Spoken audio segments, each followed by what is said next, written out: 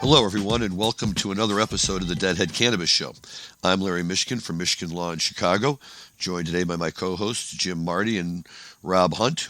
We will get to both of them in 1 second. We have an absolutely tremendous show today.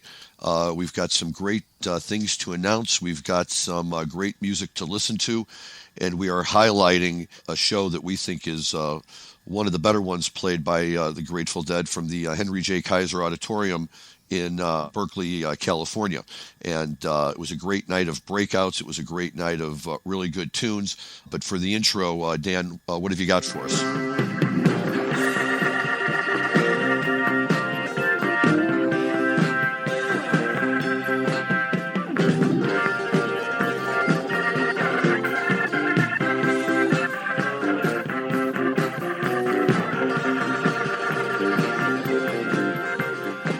Gimme-some-lovin, awesome. The Dead played as well as anybody, and they had just broken it out the New Year's Eve before.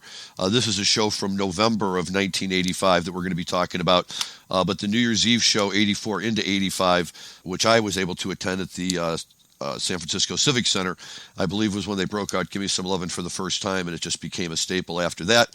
We will get to it in a few minutes, though, but stay tuned because we've got some other great samples off of that show that'll be very fun to listen to. However, let me just first say hey to Jim. How are you doing today, Jim, out in lovely Colorado? Beautiful Colorado. We woke up to a little dusting of snow this morning. Excellent, excellent. And Rob Hunt from hopefully sunny and warm Southern California. Yeah, I haven't been outside in 3 days.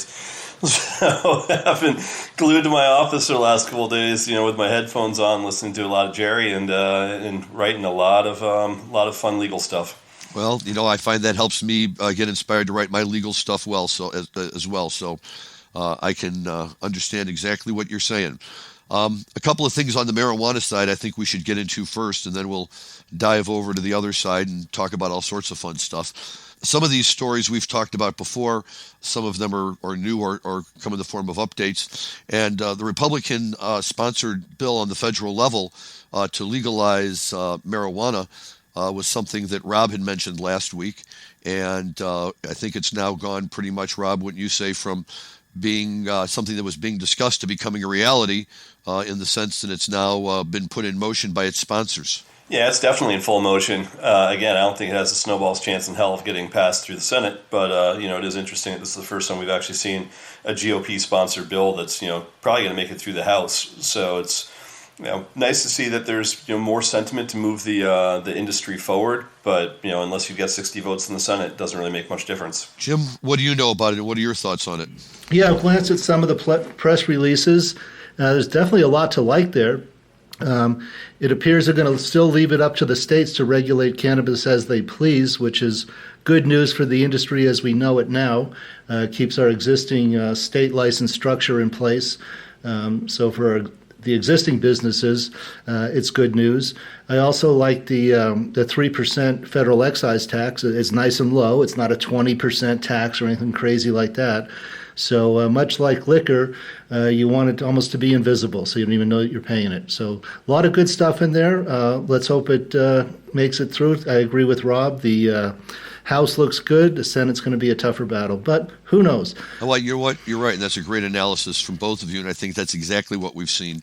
That even when we've had bills that have come out of the House with overwhelming support, both the Safe Banking Act and the States' Rights Act, various other bills, including Senator Schumer's most recent attempt at a federal legislative bill, the House all seems to be on the same page with this, which is the country likes marijuana. So, it doesn't matter if we can't agree on most other issues. At least we can agree on this one, keep everyone happy, and quite frankly, make some good money for the country and for the states, which can only be a good thing if the money's going there instead of into the pockets of the black marketeers.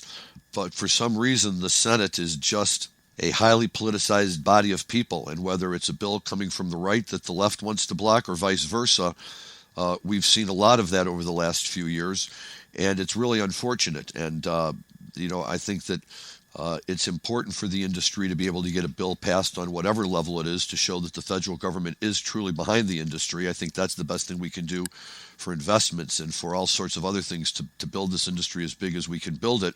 But, gridlock is gridlock, and politicians and their ways, date back far longer than any of us, even you, Jim. So, we hear that and we have to, try and figure it out. And I'm just not good enough at reading the secret signs, from all the various legislators, to be able to say where it's going to go. But I think that Rob's comparison to a snowball down under is probably about as accurate as we're going to hear right now.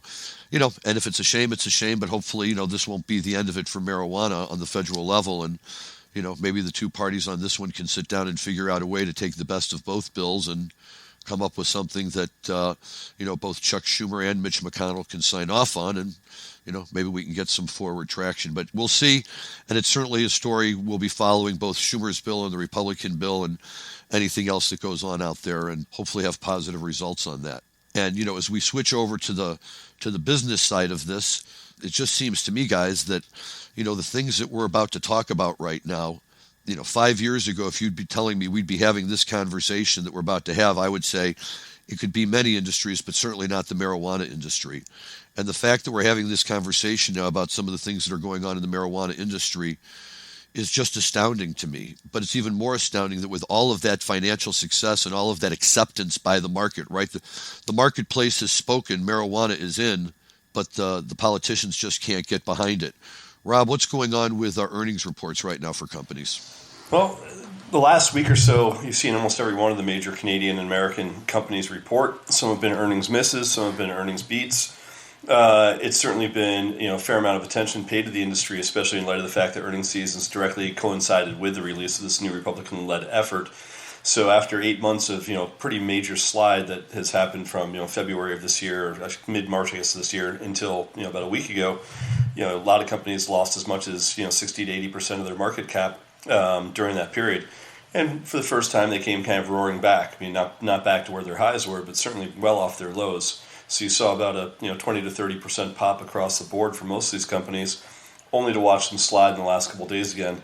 Not necessarily based on anything more than the sentiment was gone. A lot of people that got into the market at the bottom decided to take profits. Others that were sitting short were selling harder into the sell-off. So it's been really interesting to watch. The volume's been great the last couple of days, but it's certainly piqued everyone's attention again into the cannabis sector. All of the major pundits on CNBC and Bloomberg and Fox Business are talking about cannabis again.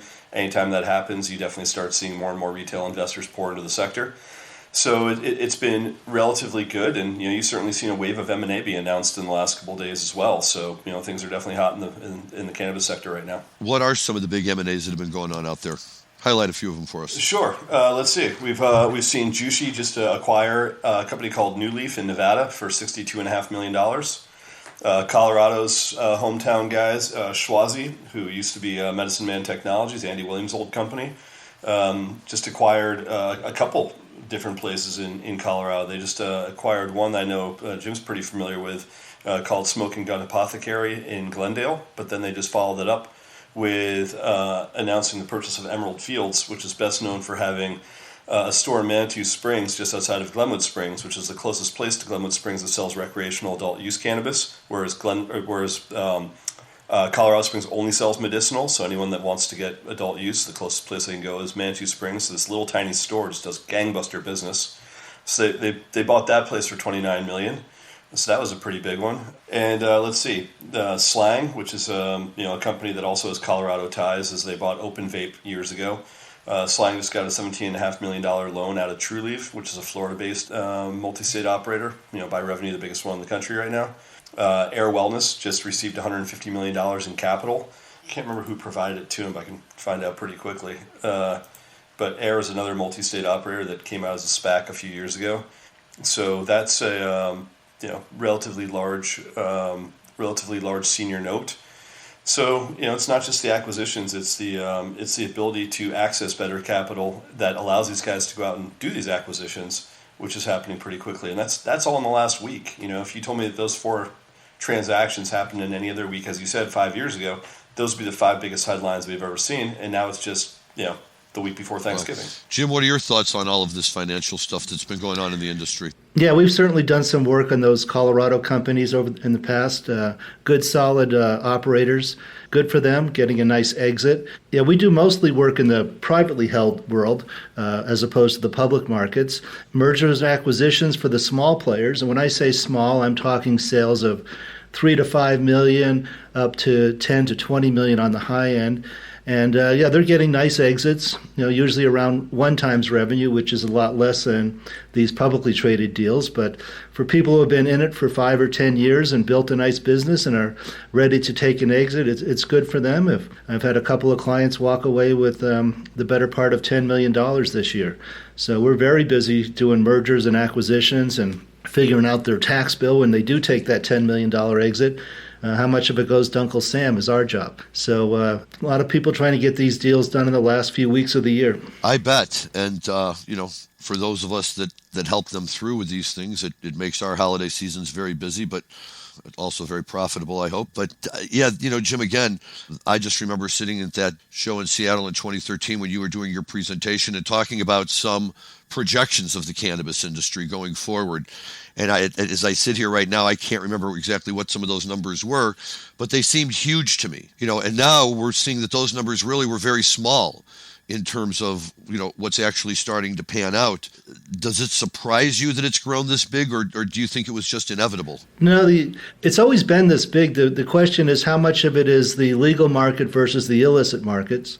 I think people have heard me say, my personal opinion is cannabis is about the same size as beer in the United States, about $110 billion a year in revenue. So yeah, we're just following into that. The big opportunity over the next, between now and 2030 is to pick up that other 30% that right now is in states that just have an illicit market. As those come over, especially if this bill goes through at the federal level, it's really going to be a game over for any kind of prohibition on cannabis. I see that by 2030, cannabis is perfectly legal, and as we've seen, people have different opinions, but I don't think we've seen a big increase in crime. I don't think we've seen a big increase in underage use. I think that the markets, Colorado being a mature one, California, have shown that we can do this responsibly. Well, you're right, and I think that given everything we've seen, it's hard for people to continue to sit there and scream about the dangers and the horrors of marijuana when we all live in a giant petri dish, right? I mean, we are it. We're the subjects. We're the guinea pigs, and the human race has been for a long time. And we know the planet that the plant has been around on the planet for a long time, and that's it just still amazes me the fervor with which some people come back against it while they sit there drinking their martinis. But look, it is what it is, and as you've said, Jim, the longer we can keep certain types of businesses out, the better it can be for everybody who's currently operating now. So it's certainly something to keep following and to see where it goes in the future, and no matter what, I think something we can all agree is very positive and going in a great direction. So this is the point in the show where we would typically swing over and dive headlong into Grateful Dead, and we will today. We're both going to be doing a bit of a deep dive into Dick's Picks number 40, the Deer Creek shows from 1990, which are famous for a lot of reasons, and we all have some things to say about that. And we also have a very strong, I shouldn't say strong, but another deep dive, if you will, into a show played by the boys at the Henry J. Kaiser Center in Berkeley in 1985. And you already heard a little bit of the tease at the beginning of the show on that. And there's some great stuff to go along with that as well. Again, lots of good stories and other things that all of these shows trigger, and we're only too happy to share them with you. However, before we dive into that, I suppose this is what they call in the industry, a stop the presses moment, if you will. Big news, and the best person to deliver this big news is my co-host, co-founder of this show, and a very well-known member of the cannabis industry, Jim. Please go right ahead. Well, I've been working on an exit for myself, with my partners over the last few months, and my wife, Maureen, and I will be retiring and moving to Mesquite, Nevada early next year. We've purchased a house there that's half built. Looking forward to not having winter anymore. I'll be doing some skiing still, but not in Colorado, most likely Lake Tahoe and Utah. So, Rob, I'll hopefully see you out there at some point. But yeah, so December 8th will be my last show on the Deadhead Cannabis Show. I feel like I'm leaving it in very good hands with Larry and Rob and our producer, Dan Humison. So, yeah, really looking forward to the next stage of our lives. And I'll be reporting from time to time. I'll be reporting in January from playing in the sand in Mexico. And on special occasions when I'm attending shows, I'll be glad to come back and chip in my 2 bits.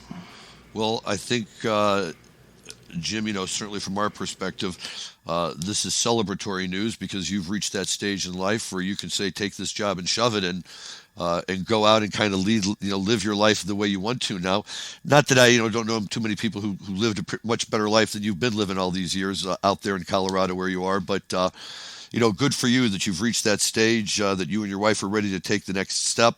Certainly celebratory, but bittersweet as well for all of us. I'm sure for your partners and your clients who have come to really rely on you over the years.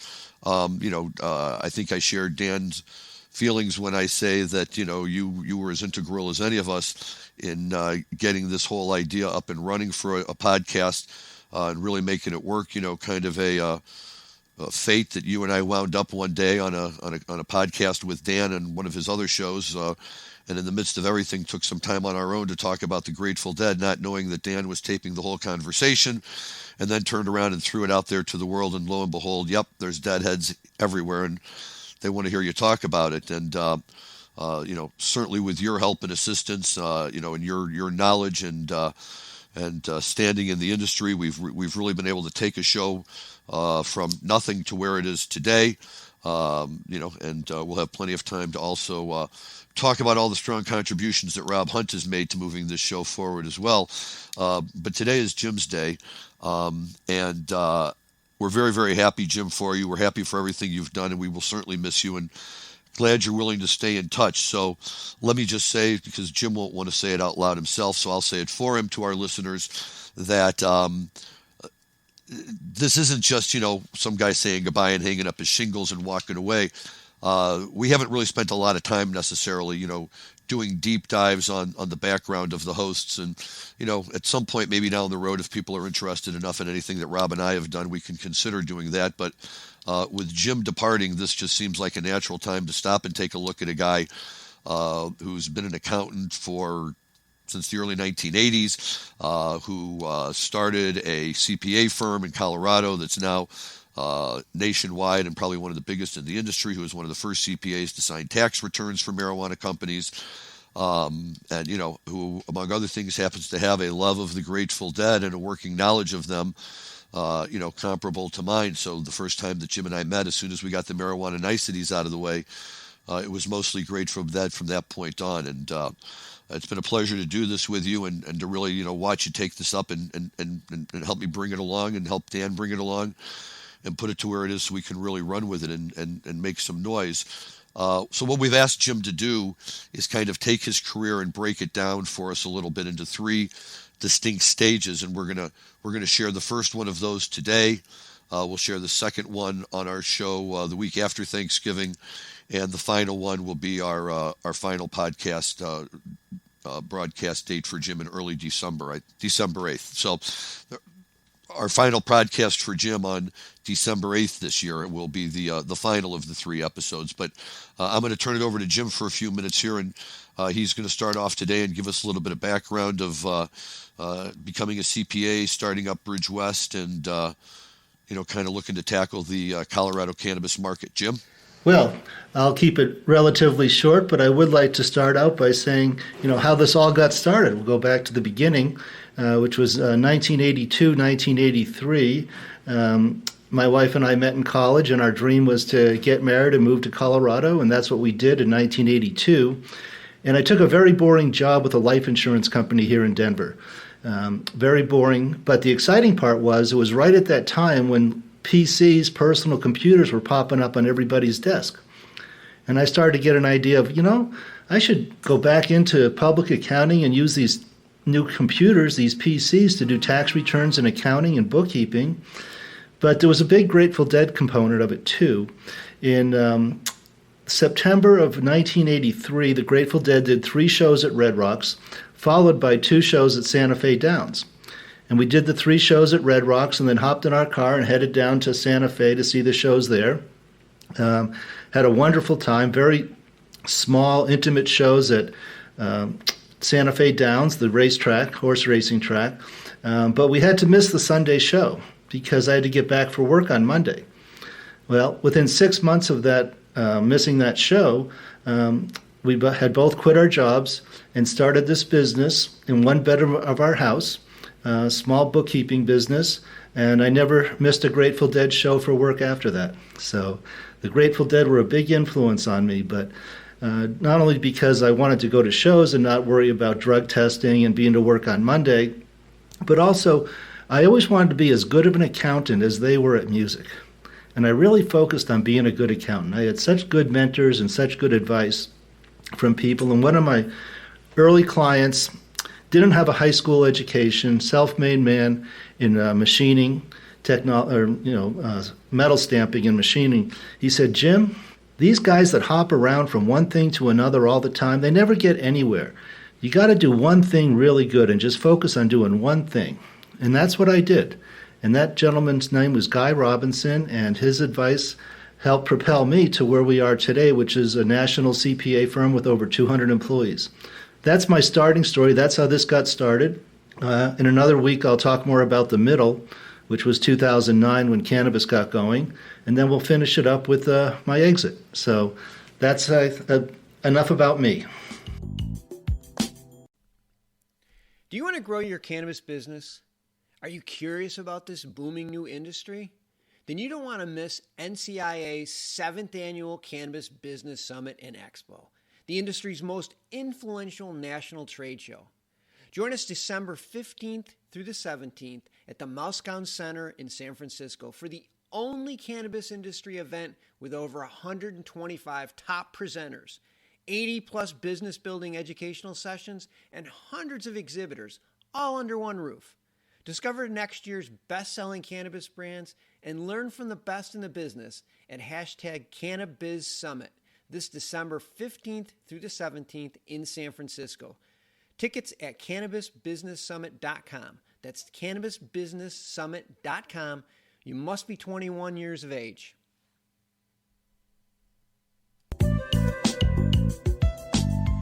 Well, I think that we could all say that the Grateful Dead have certainly influenced our careers at some point. So, congratulations, Jim, on taking something that was Grateful Dead related and turning that into a career. For me, it was fall tour of 1990 before I went to college and met people that offered to send me mail order quarter pounds and half pounds of weed, and other people that offered to send me mail order half pounds of mushrooms and maybe some LSD. And suddenly I found myself with a career. It was a great way to get through college, and certainly has propelled me into the cannabis industry years later, where it all started again from mail orders from Grateful Dead shows. And I think the rest of us can all agree that Rob can speak freely, not understanding the impact when your kids are actually old enough to access social media and do deep dives on their parents. But that's another story for another day. Jim, thank you. That was really fascinating. We will look forward to hearing more about you over the next couple of weeks as you get ready to depart and move on. So thank you for that. Now, the stuff that we've been promising all day, that's really the fun part of the show. Not that the other stuff isn't fun, but who doesn't like talking about the Grateful Dead as much as they can? We've got 2 great concerts today, or really 3, I suppose, great concerts today to talk about. But we've been mentioning Dave's Picks number 40, the 2 Deer Creek shows from July 18th and July 19th, 1990. That was the second year that the Dead ever played at Deer Creek. They had played 1 show in 89. In 90, it became 2 shows. And I believe in 91, 3 shows. Is that right, Rob? 2 shows in 91 as well, I believe. I think it was, if memory serves me, June 17th and 18th, I think, with the Titanic Scarlet Fire on the 17th. Yes. Very nice. It was great shows, though. And, what I like about it is that not only is it great shows, not only were I at both of these shows, it's always fun when they release a show that I was at, but these are great examples of the Grateful Dead, I think, at their finest in the summer of 1990. And everybody talks about the spring tour of 1990 kind of being the, quote-unquote last great tour, and that's been released by the Dead in a couple of box sets already. But this show is just a fantastic example of where they're at and what they're doing. For me to be able to listen to it was, a real throwback and really a lot of fun. Just great examples. Rob, I don't think you were at these shows, were you? No, I wasn't. I didn't see my first Deer Creek show until '93. And by the way, I was wrong. The '91 shows were on June 6th and 7th, not the 17th and 18th. But no, I saw Deer Creek a handful of times, but missed it in '90 and missed it in '91. My first show I saw in '91 was just after the Deer Creek shows, and I think it was RFK on 6/14 was the first show I caught of that summer tour, and then I caught the rest of the summer tour that year. Excellent. I wasn't at the '91 shows either because my oldest son, who's now married, was about to be born, and my wife didn't think it was a good idea for me to drive down to Indy, and I don't blame her. But these '90s shows are just really, really killer. Jim, you've listened to it pretty extensively, I know as well. What are your thoughts on it? What are your high points for these shows? Oh, I've been enjoying the heck out of it. I believe they start out with a Help Slip Franks and on CD1, and wonderful, beautiful, brings tears to your eyes Terrapin Station. Jerry's so solid. 1990, he only had 5 years left to live, but his playing and his singing is very strong on Dave's Picks 40. And I've always enjoyed it, and especially this version of Desolation Row. I've been checking out the lyrics and pulling them up, and there's actually 10 verses to that song. Now, on this Dick's Picks 40, I don't think they do all 10 verses, but it's 10 verses with a reprise as well. So it's even more verses than that. And I should have said chorus, not reprise. So, I've done some background history on that song. It actually first appeared on Bob Dylan's Highway 66 Revisited in 1964. So it's an old Bob Dylan song. And Bob does a great job with it. I don't know how he remembers all those lyrics, but without a teleprompter. But I don't think they had teleprompters in 1990. So great 4-disc set. Enjoying the heck out of it. I've listened to it several times out in my barn the last week or so. Well, that's wonderful, and I agree. I pretty much agree with everything you said. It is a wonderful show. The Desolation Row is amazing. Dylan just wrote that kind of stuff, and the Dead love to play it. But yes, our constant joke that entire summer on tour was, how does Bob Weir forget the words to Truckin', but remembers all the words to Desolation Row, or Stuck Inside a Mobile with these Memphis Blues again, or Queen Jane Approximately, or Ballad of a Thin Man, and he sang all of them. And he sang all of them really well. And you're right, they did not have teleprompters in 1990. But he nailed those, and Jerry played them beautifully, and they were really, really fun to listen to. My takeaway from these shows, and I think it makes a great comparison for what we're going to see with the Kaiser show that we're going to talk about in a minute, is that both nights of these shows, they were so big, so tremendous in how well they played, that it's hard to remember that both of them were only 2 songs post-Space, right? The first night they went into the other one, and then into a Strong Morning Dew that closed out the show with The Wait as the encore. And then the second night they came out of the Space into A Killer All Along the Watchtower, into A Beautiful Black Peter, Not Fade Away. Actually, they had 3 songs that night, Not Fade Away. They left the final encore off for some reason, which it took me a little while to figure that out. But do you remember what the encore was that night, Rob? Yeah, I do. The encore that night was U.S. Blues. U.S. Blues. Well, maybe that's why they left it off. Not that there's anything wrong with U.S. Blues, but they probably got about 50 copies of it out there. Jim? One more comment I would have is, and I don't know if they did it as a tribute to Brent Midland, but he's really turned up in the mix. So you're really getting a very good, clean keyboard sound, big Hammond B3 sound out of his organ, very strong in the mix.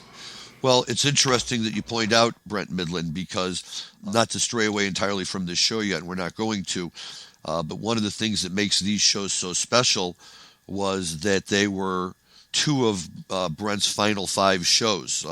After Deer Creek, they went on to Tinley Park to do the end of the summer tour and play 3 shows there. And we've spent quite a bit of time talking about Tinley Park in the past.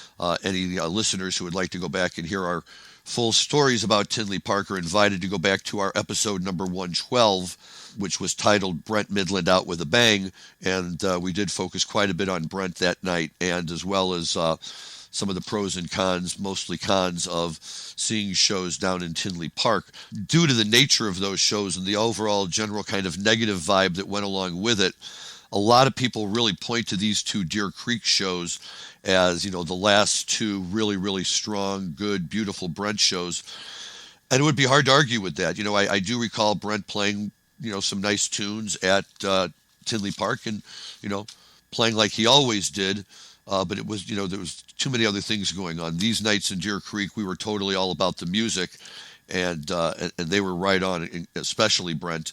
And it's great that you mentioned that, Jim, because people should really, if you're going to listen to these shows, and you should really be focusing in on Brent Midland. I don't know about you, Rob, and I know, once again, we talked about this in Brent Midland Out with a Bang back in episode 112, but it just seems such a shame that almost cosmic, bad luck, if you will, that these shows exemplifying, not only was Brent part of the band, he's leading the band at this point. He's as much out there in front as anybody. And he's picking the tunes and he's belting them out and he's supporting Jerry, and Jerry's got new life and everything. And then he's not there anymore, and then he's gone. All you have to do is listen to a blowaway from 1990. If you listen to any of the last 10 blowaways that he played, those are so on fire, and so it's finally Brent kind of came into his own, where he no longer felt like the new guy, and was absolutely crushing as a front man. And it wasn't just blowaway. He had 4 songs on the most recent album. He had probably at least 1 or 2 songs that he was singing almost every night. So pretty strong presence by Brent in 1990, and that was also he still sung on quite a few other songs as duets, and still sung a lot of back up vocals on things, and it started to get to be the point where it wasn't just a Garcia solo in a song; it was a Garcia solo into a Midland solo, and then back into a Garcia solo. So if there's one thing that kind of tongue in cheek I joked about after Brent passed, when people said, is there anything you really like about Vince? My answer was, yeah, I just get a lot more pure Jerry. I just get a lot longer Garcia jams. But he was just such a great presence. It was really sad to lose him. Kind of at the peak of his power. I think you're right, and it can't be underestimated. And I think you really hit the nail on the head that the way that it wasn't just his tunes, it's the way that he finally found his place in everybody else's songs. And he had been singing these songs for a number of years, but I think he had gotten to a point where he felt strong enough about himself that on the Jerry tunes, on Althea, on any one of these songs, he just goes off and plays it and just brings something that's really, really special and unique. He's such a key component of their version of The Wait, that it's just wonderful to be able to hear him and, in all of these things. I love his, the give and take that he always had with Bobby in Feel Like a Stranger, although I don't think they played that in these 2 shows, but he was a great backup for Bobby on Picasso Moon, which they do play. And, all of this stuff. And Brent was missed, was loved then, missed now, always will be. But these shows are just really, really special. And for folks like me who were, 1990 was already for me representing almost the beginning of the back end of the Dead run, which of course did end in 95. But by that point, I had already seen who knows how many shows. I had been on the road seeing them since 1983. I had graduated from law school, had a job, got married.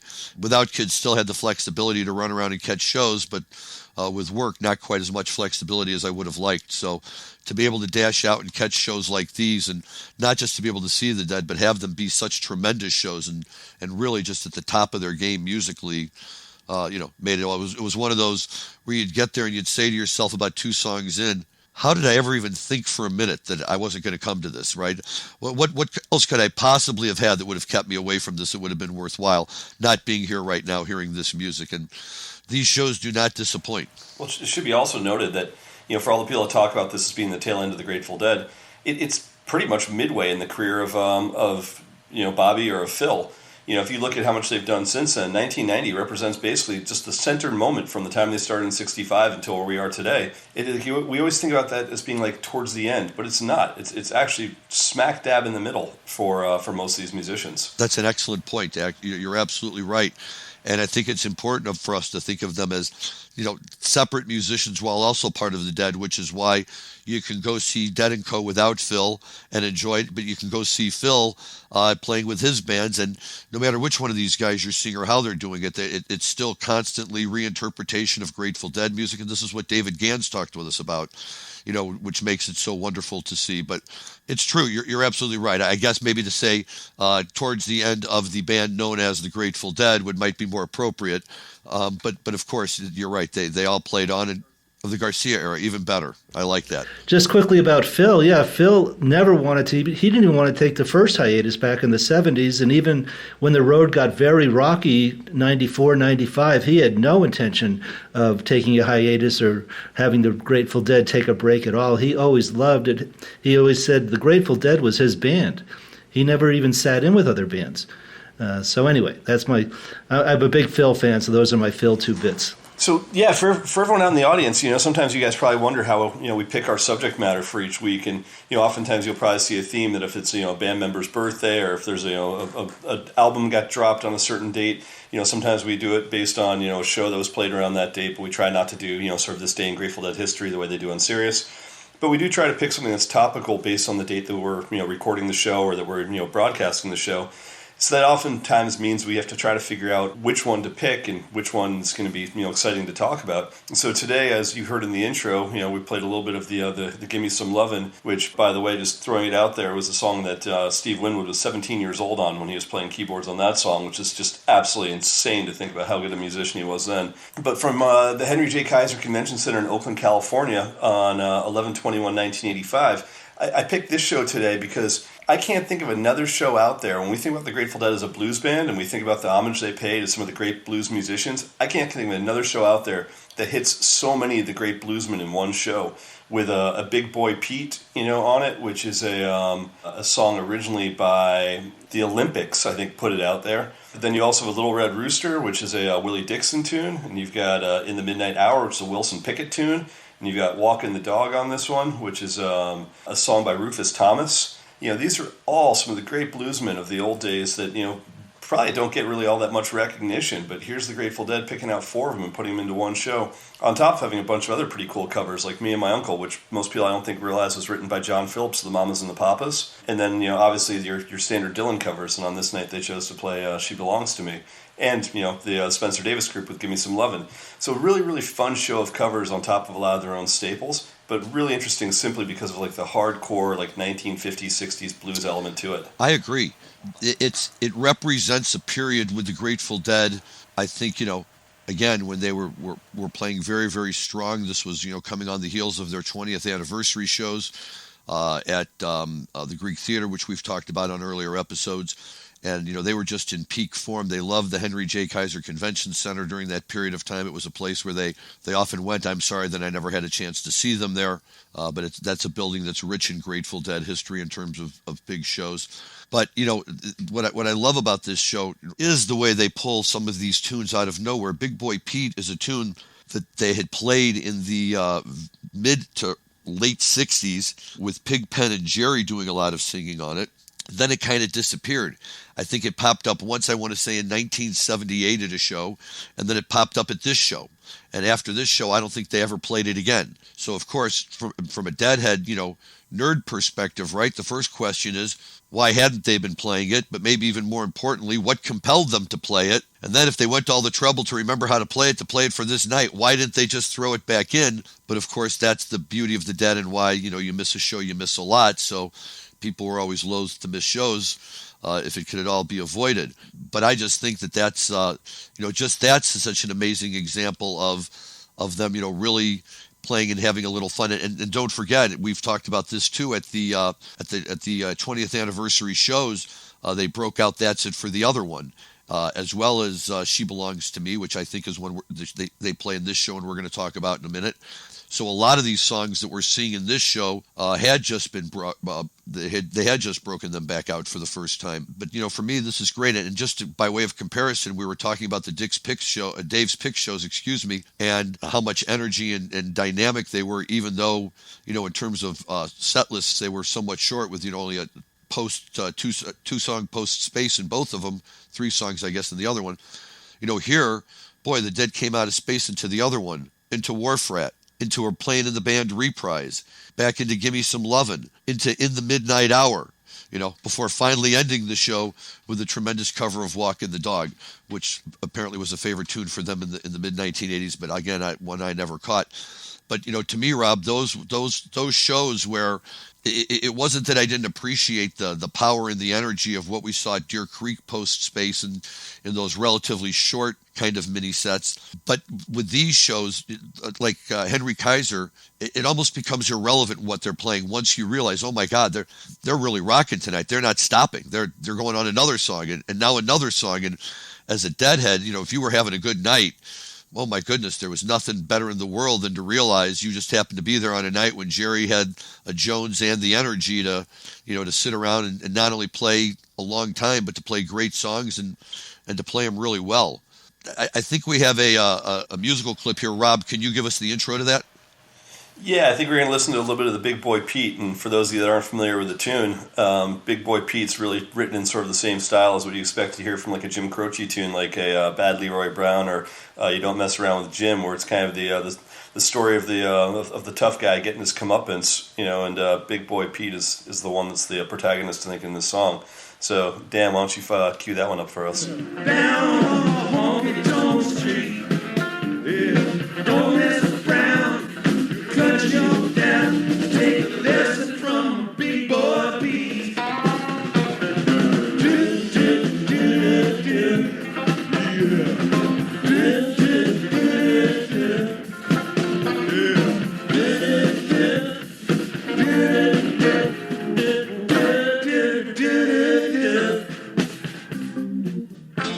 Okay, so here's my first comment, if I can just dive in and tell me what you think about this. And I recognize that this is probably an official recording, not an audience tape. We've listened to some earlier shows, right, where the Dead break out something and the roar from the crowd is so deafening that even on a official tape, you can still hear the crowd roaring. And, I listened for that on this song, and you don't really get it too much. And I think that really just speaks to the true rarity, so rare that, the people who might jump on most, oh my God, they've pulled out such and such. I think for some of them, and it's the first song in the show and everybody's just kind of showing up. I think it might have just gone right past them. Rob, what do you think about that? Yeah, I think that's right. I mean, obviously it doesn't have the same cachet as sort of like the breakouts of a old 1960s, early 1970s, Grateful Dead song that had been played so many times that was beloved the way like a Here Comes Sunshine or a Dark Star would be when they break it out. But yeah, I mean, look, I'm sure there's an appreciation, but I just think it had a bit more obscurity that was attached to it on this breakout. Yeah, I think that's right. And, but I will tell you right now that I'm basically that guy who wants to hear them play a song they've only played one other time, I mean, to me, it's like, look, there's nothing special about me. I can't explain how you're in the house tonight when they play this breakout or that breakout. You're just, if you're meant to be there, if you're just lucky to be there. But, you talk about nerding out on Grateful Dead stuff and, to be, wow, we just heard a song that they've played twice since 1969, and prior to that, maybe they only played it a handful of times. Jim, what do you think? Well, my comment is what a great encyclopedia of American music the Grateful Dead introduced us all to. I mean, to be exposed to all those great artists in one night. And a little bit of history, of course, Pigpen's father had the radio blues station in Oakland, giving the Grateful Dead access to a huge repertoire and records of great American blues artists. That's where songs like From Willie Dixon came from. The other piece of that is, when the Grateful Dead played in New York City, Jerry loved going to all the old record stores and music stores and looking at that sheet music and buying sheet music of American history, different blues and jazz artists that he put into his repertoire, turned up in a lot of the Jerry Garcia Band shows. So that's a little bit of the background and history of how the Grateful Dead were exposed to all that great American music. Yeah, I think on this one, there's very few things where I can think of, or very few songs I can think of, where Jerry and Bob truly sing it as a duet. It almost never happens. You get like the intro and the outro of Jack Straw. You get the last verse of Promised Land. There's a couple places where they sing together, for a verse or half a verse. But, Big Boy Pete was pretty much the entire song. They had a couple places where one person sung than the other, but for the most part, it was a full duet. And the other thing I'll say about this tune is that, much like you just said, Jim, I would never have been exposed to these guys. We've talked about it before, sort of the canon of music that I know in American music is largely shaped by the fact that I'd listen to a Grateful Dead song and be like, who sung that? And, you go back and listen to the Olympics album that this song is on, which is called Doing the Hully Gully, and it's got just some great blues staples. I would have never, ever pulled that one out if it hadn't been for the Grateful Dead. And obviously, you get a lot more of that with the better-known artists they've covered, like the Merle Haggards and the Johnny Cashes, and some of the other, obviously, Dylan. But a lot of the old blues guys, I would have never, ever known who Wilson Pickett was. I would have never known who Willie Dixon was. I would have never known who, a lot of these guys were, but for, the love of classic American blues that, I learned about through either the Rolling Stones or through the Grateful Dead. Yes, and it lets us go down those roads and explore that kind of music and listen to other Willie Dixon songs or other Wilson Pickett songs or listen to Miles Davis or John Coltrane because, the Grateful Dead piqued our interest. So now we can go down and look those people up. Well, you're right. And for me, what I always, crack up about is I hear these songs and now I associate them with the Grateful Dead. So when I was at the Phil shows the first night when they went in the middle of the Dear Mr. Fantasy and broke into Miles Davis's So What, I turned to my buddy and I'm like, oh my God, this is from, such and such, whatever Jerry's album with David Grisman or whichever one it was on where they start off playing So What. And the guy next to us laughed. He goes, it is a Miles Davis song. I'm like, well, yeah, but I mean, my exposure to it is through the Grateful Dead. That happened to me one night with Smokestack Lightning, and I was talking to somebody, and I'm like, and now I've gone and I've listened to a lot of the music of these other artists, but it's just funny. I see it through this lens almost of, my exposure to it is from the Dead, so I like to think of it as a Dead tune, even though it's clearly not, but they play it really well. Yeah, and then you talk about the classics, and you guys both mentioned it earlier, going back to Bob Dylan. Highway 61 Revisited, such a classic Dylan album, and obviously the song that gets the most attention on that album was Like a Rolling Stone, which still goes down as probably the most famous song ever written as a rock and roll tune. But if you actually think about the fact that Dead or Jerry Band never covered that, but they did cover most of their songs on that album. They covered It Takes a Lot to Laugh, It Takes a Train to Cry. They did Ballad of a Thin Man a couple times. Queen Jane was a staple. Tom Thumb's Blues was a staple. Desolation Row was a staple. That's over half the album that the Grateful Dead covered from just that one album. But I will tell you that I've seen Phil's band cover Like a Rolling Stone a couple of times. In fact, the first time I saw him do it was the first time I saw the Quintet years ago, whatever year that was, 2002 or 3. And they opened the show that night with Like a Rolling Stone into Low Spark of High Heeled Boys.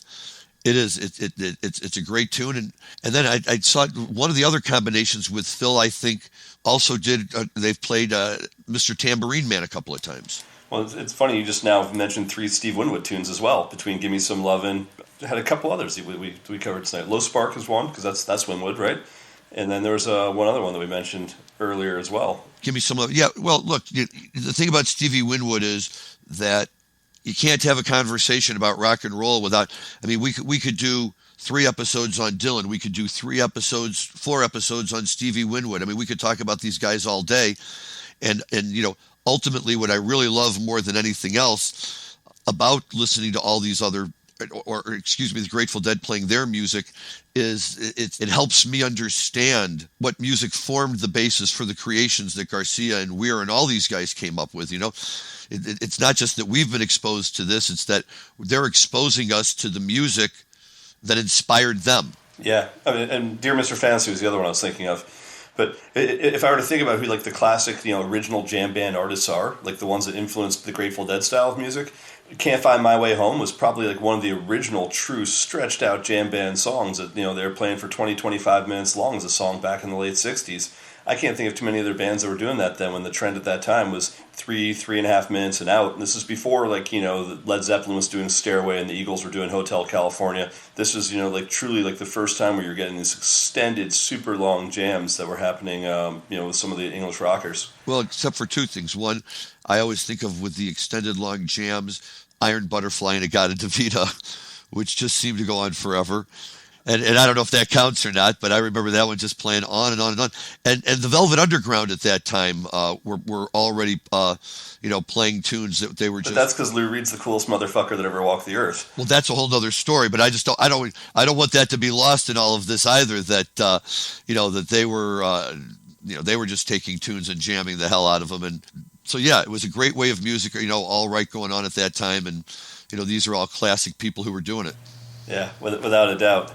Without a doubt. So anyway, that was sort of the reason and the rationale behind looking at the Henry J. Kaiser. But for all of you out there that haven't listened to it, It is a fun one all the way through. And it does have, a couple rock and Grateful Dead classics, including the Shakedown second set opener that just fires. So, do yourself a favor, and if you want to get down with some old blues through the Grateful Dead, that's a great one to start with. And Rob, am I correct that there's also people can find a video of that show? Yeah, it's on YouTube, so you can see the entire thing, which is great because all the time there's more and more Grateful Dead that's uploaded onto YouTube where I'm like, I've never seen that one before. Like for instance, I'd never seen the 10/16/89 "We Bid You Goodnight" encore from Brendan Byrne until maybe 6 months ago, and someone posted that, and I was like, oh wow, that's fantastic. So there's definitely a lot of really good stuff out there that's being uploaded all the time. You just have to poke around for it. Just got to poke around. I agree, absolutely. So it's just really classic Grateful Dead at two very distinctly different periods of time for them.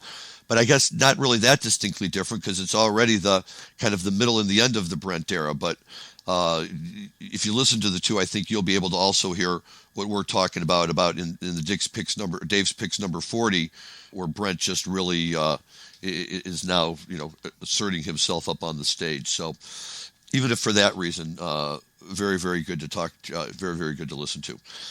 I think that's all I got for today. Jim, anything else from you?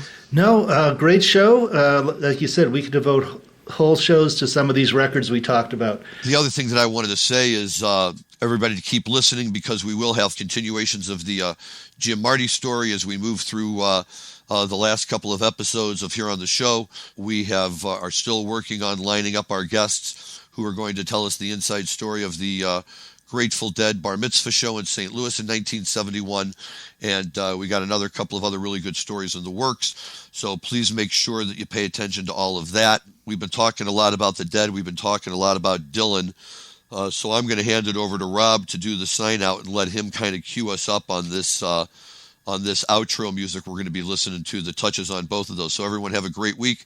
Enjoy your cannabis responsibly. Rob? Yeah, and before I do, one quick thing to all of you guys. First of all, Jim, we're going to miss you.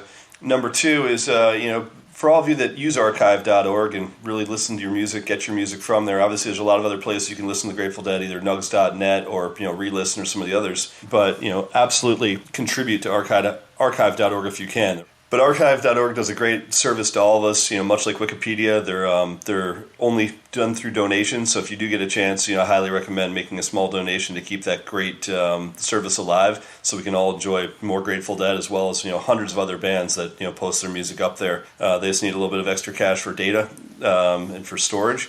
So, please do that. I'd also want to say to all of our listeners, have a really happy, healthy Thanksgiving, and we'll see you on the other side as we go into this holiday season. So we'll leave you with a nice mellow outro, a little bit more Bob Dylan, which, for those of you who like the Dylan ballads, which, I certainly do, She Belongs to Me, which was really only played in the 1980s and, primarily from, I think, about 85 to 88. It's a terrific one. It's beautiful lyrics and a really nice way to kind of end a show. So we'll see you all next week. And thanks so much to Dan Humiston, our producer, and to Larry and Jim. This is Rob Hunt signing off from Linnea Holdings in Carlsbad, California.